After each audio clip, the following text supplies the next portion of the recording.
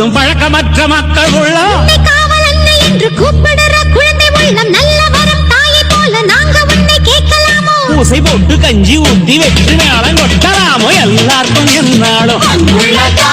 திரிசூலம் கையெந்தும் புவியாடும் மாத்தாவோ முக்கண்ணன் மனையாளோ எழகிட்ட மென்மேலும் அன்பு